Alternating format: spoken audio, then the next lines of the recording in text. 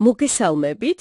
დღეს ვეცდებით ჩაუღრმავდეთ ერთ ძალიან აქტუალურ საკითხს, რომელიც თქვენს მიერ მოწოდებულ მასალებშიც კარგად ჩანს.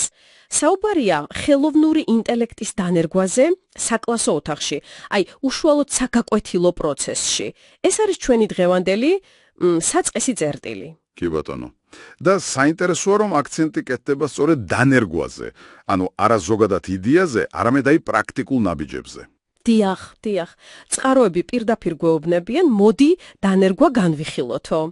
ეს მაშინვე გვაფიქრებინებს, ხო? როგორ შეიძლება ეს რეალურად მოხდეს? ზუსტად. და აქ უკვე რამდენიმე მნიშვნელოვანი კითხვა ჩნდება, რა? მაგალითად, აი რა ტექნოლოგიებზე ვსაუბრობთ? რა რესურსებია საჭირო? ან როგორ უნდა მოამზადოთ მასწავლებლები, მოსწავლეები? ეს ხომ მთელი კომპლექსია? კი, ნამდვილად. და რა თქმა უნდა, რა სარგებელი შეიძლება მოიტანოს ამან? ან პირიქით, რა გამოწვევები შეიძლება იყოს? აი მაგალითად, როგორ შეიძლება შეიცვალოს თვითონ სწავლების პროცესი, დინამიკა? მართალია. იმიტომ რომ დანერგვა ხომ არ ნიშნავს უბრალოდ აი კომპიუტერი შევიტანეთ კლასში და ვსო. ეს გულისხმობს მეთოდოლოგიის შეცვლა, შეიძლება შეფასების სისტემების გადახედვასაც კი, სასწავლო მიზნებისაც. აი მაგალითად, თქვენს ერთ-ერთ მასალაში იყო აღწერილი ადაპტირებული პლატფორმა მათემატიკისთვის. ანუ სისტემა, რომელიც მოსწავლის დონის მიხედვით არეგულირებს სირთულეს. საინტერესო ჟღერს, მაგრამ აი რეალურად რომ იმუშაოს ამან საკლასო ოთახში, რა არის საჭირო? რა რესურსია ამის უკან? ეგ ძალიან კარგი კითხვაა. აი იმავე მასალაში თუ გახსოვთ და სხვა ჩანაწერებშიც ნახსენები იყო სკოლა, სადაც ეს დააპილოტეს. და აღმოჩნდა, რომ მარტო ლიცენზიის ყიდვა არაა საკმარისი. ინტერნეტის გამტარობა გახდა გასაზრდელი მნიშვნელოვნად. და რაც მთავარია, ტექნიკური მხარდაჭერის ჯგუფი დასჭირდათ იქვე, სკოლაში, რომელიც მასწავლებლებს ყოველდღიურ პრობლემებში ეხმარებოდა. აი ეს უხილავი ხარჯები ხშირად გვავიწყდება. დასაგებია, ანუ ეს ტექნიკური მხარე. და თვითონ მასწავლებლები, ერთ-ერთ კვლევაში თქვენ რომ მოგვაწოდეთ, ეწერა რომ ერთჯერადი ტრენინგი არ არის ეფექტურიო. აბა როგორ უნდა მოემზადონ? დიახ, ეგ კვლევა ზუსტად მაგას აჩვენებს. ყველაზე კარგად მუშაობს უწყვეტი პროფესიული განვითარება. ანუ როცა მასწავლებლები მუდმივად ერთმანეთს უზიარებენ გამოცდილებას, ერთად მსჯელობენ, როგორ გამოიყენონ კონკრეტული AI ინსტრუმენტი, აი კონკრეტული გაკვეთილისთვის, კონკრეტული მიზნისთვის. საუბარია არა იმაზე, რომელ ღილაკს დააჭიროს, ხო? არავედ იმაზე თუ რატომ და როდის გამოიყენოს ეს პედაგოგიურად.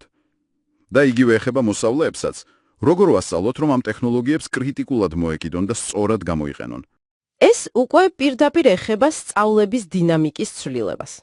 თქვენს მასალებში იყო მაგალითები, როგორ შეიძლება AI დაეხმაროს მასწავლებელს რუტინაში, ვთქვათ, ტესტების გასწორება. ეს ხომ დროს ათავისუფლებს. თითქოს მეტი დრო რჩება ინდივიდუალური მუშაობისთვის მოსწავლესთან. რამდენად რეალურია ეს პერსპექტივა, აი თქვენი წყაროების მიხედვით? პოტენციალი ნამდვილად არის კი და ზოგიერთ თქვენს მაგალითში ჩანს კიდეც. აი ერთი სკოლის ანგარიში ეწერა, როგორ გამოიყენეს AI წერითი დავალებების პირველადი ანალიზისთვის და ამან მასწავლებლებს საშუალება მისცა, რომ უფრო მეტად მოსწავლის აზროვნების სიღრმეზე, არგუმენტაციაზე გაემახვილებინათ ყურადღება. მაგრამ ამავე დროს სხვა წყაროები კითხვას სვამენ. ხომ არ იწვევს ეს, თქვათ, მასწავლებლების გარკვეულ დეკვალიფიკაციას, ან ხომ არ ხდება სწავლება ზედმეტად ტექნოლოგიაზე ორიენტირებული, სადაც მთავარი ინსტრუმენტია და არა თავად სწავლის პროცესი? გასაგებია, ანუ ბალანსია მთავარი გამოწვევა, როგორ დავნერგოთ ისე, რომ ტექნოლოგია იყოს დამხმარე და არა თვითმიზანი.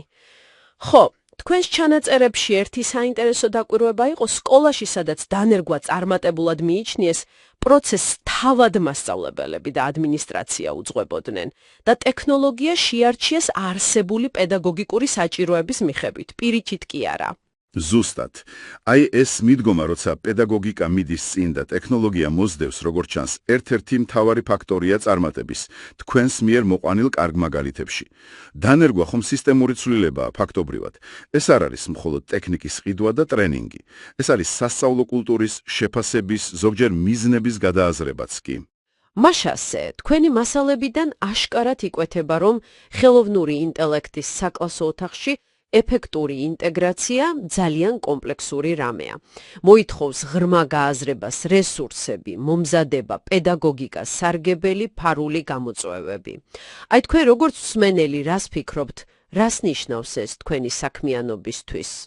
და ალბათ მთავარი კითხვა, რომელიც ამ განხილვის ბოლოსაც ჰაერში რჩება და იმ მასალებშიც იგრძნობა, ეს არის როგორ მივახციოთ იმას, რომ AI-ს დანერგვა მართლა გაუმჯობესებს სწავლის ხარისხს, გახდის განათლებას უფრო ხელმისაწვდომს და ეფექტურს ყველასთვის და არა უბრალოდ მორიგ მოდურ ტექნოლოგიურ განახლებად დარჩეს. ნამდვილად, ამაზე ნამდვილად ღირს დაფიქრება. დიდი მადლობა დღევანდელი საინტერესო საუბრისთვის.